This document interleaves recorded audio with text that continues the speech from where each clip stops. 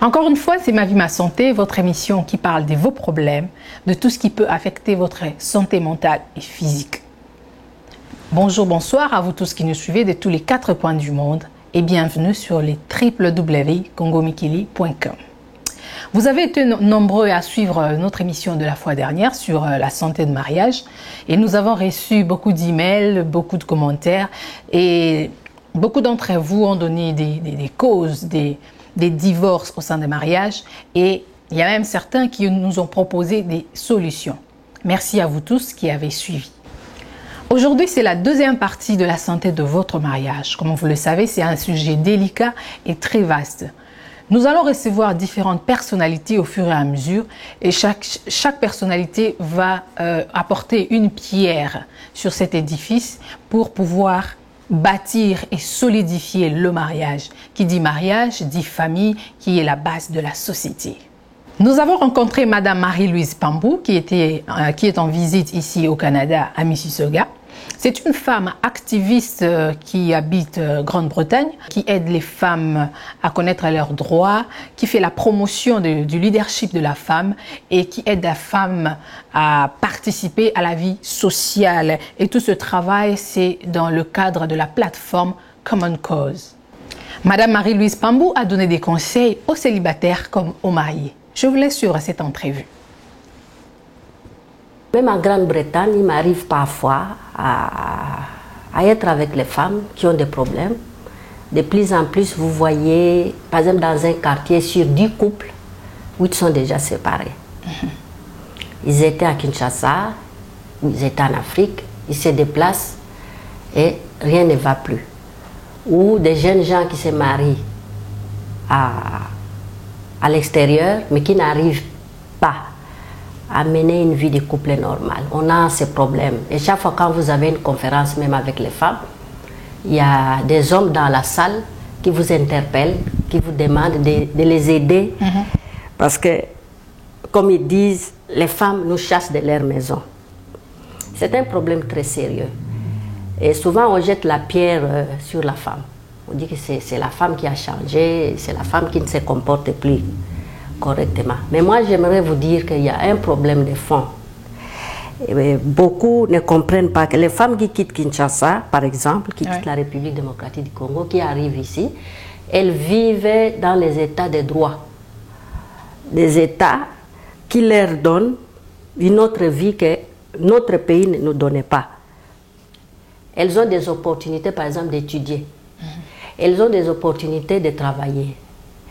En quelque sorte, elles connaissent leurs droits. On les revalorise ici, de ce côté-ci.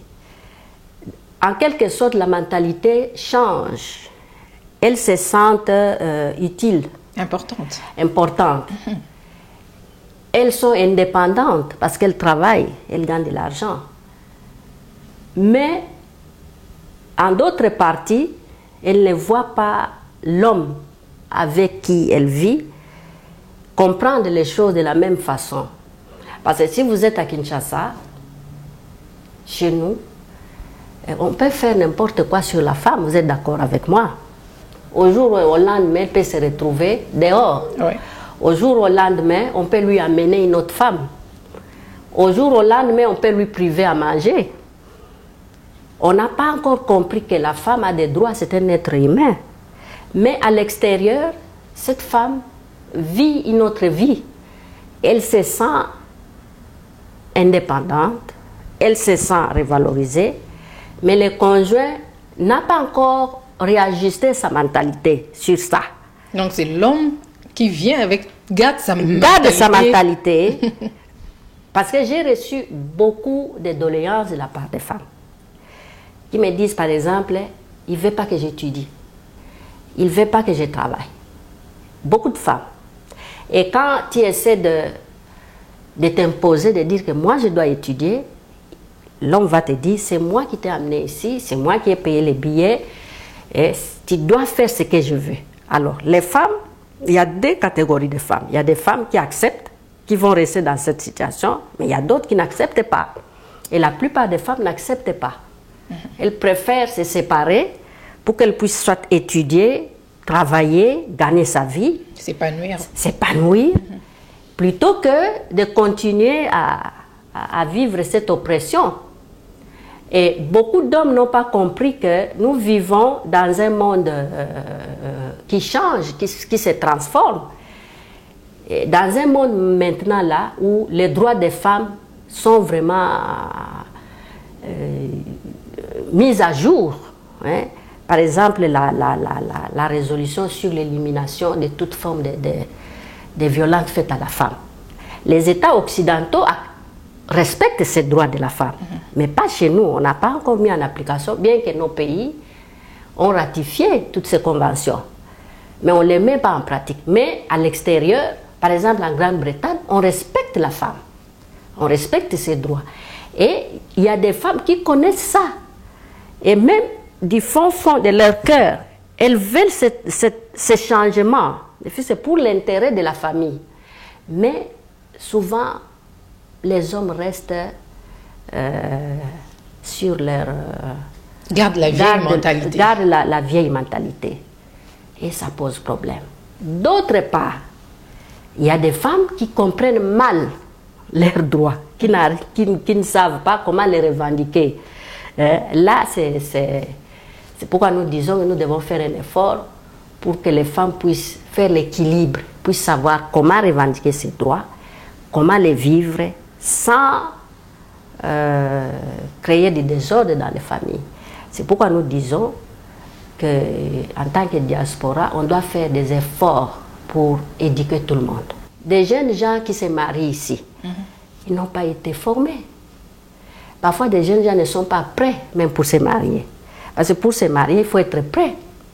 Il faut savoir assumer ses responsabilités. En parlant de la préparation avant de se marier, d'après vous, combien de temps les jeunes gens doivent prendre avant de se marier? D'abord, la préparation se fait dans nos familles. Hein. La façon dont nous voyons nos parents vivre, c'est déjà une préparation. Ce sont les parents qui doivent prendre leurs responsabilités pour préparer leurs enfants au mariage. Mais voyez un peu ces jeunes gens qui viennent, peut-être jeunes ici, à l'extérieur, qui n'ont pas été préparés. Déjà, c'est un problème. J'ai connu... Essayez de leur poser même la question, pourquoi ils se marient? Ils vont vous dire, parce que j'ai besoin de quelqu'un qui va préparer pour moi à manger. J'ai eu des réponses. J'ai eu des jeunes gens qui m'ont dit, oh, j'ai eu un enfant, je suis venu ici avec un enfant, j'ai besoin d'une femme pour garder cet enfant. Ce n'est pas la raison du mariage. Alors, donc, ce sont aussi les raisons qui déstabilisent aussi le mariage. En ce moment-là, on lui envoie une femme. Peut-être une femme qu'il n'a pas connue. On lui envoie cette femme-là. Qu'est-ce que vous vous entendez à quoi? La femme peut venir juste pour voir l'Europe et non pas pour mener une vie de famille normale. Alors tout ça, ce sont des problèmes. Moi, je trouve qu'on doit prendre le problème du mariage au sérieux. On doit arrêter à se marier pour se marier. C'est vraiment un problème sérieux. On doit vraiment aider les jeunes gens et les jeunes filles d'entrer dans le mariage. On doit arrêter comme ça. Je connais beaucoup de jeunes gens, on leur a envoyé des femmes qu'ils n'ont pas connues. Ils n'ont même pas fait de fiançailles, mais qui arrivent. Une jeune fille peut-être qui ne sait même pas faire à manger, qui ne sait même pas comment recevoir son mari. Vous voyez, tout ça, si j'en reviens à la Bible, l'apôtre Paul dit, le mariage, c'est un mystère. Ça signifie qu'il faut se préparer. Il faut initier des jeunes gens. Tant qu'on ne le fait pas, on aura des problèmes. Que ce soit ici, que ce soit même chez nous. Combien de temps alors peuvent durer les fiançailles? Non, moi je dis toujours, il faut que les jeunes hommes soient prêts à se marier. S'il n'est pas prêt, il ne faut pas le pousser. Prêt financièrement, moralement? D'abord, spirituellement, moralement, il doit être capable d'assumer, parce que c'est à l'homme que revient la charge de diriger la famille. Je parle ici dans le cadre de la famille, du foyer. c'est l'homme qui est le chef. C'est lui qui doit être prêt à assumer ses responsabilités. Est-ce que tous ces jeunes gens sont préparés? Et les femmes doivent aussi être préparées pour être des aides, comme nous disons. Souvent, le mot aide est mal compris. C'est pourquoi les églises doivent faire un effort pour aider les femmes à comprendre cette charge. Aide signifie exactement quoi? Qu'est-ce qui signifie exactement ce mot-là?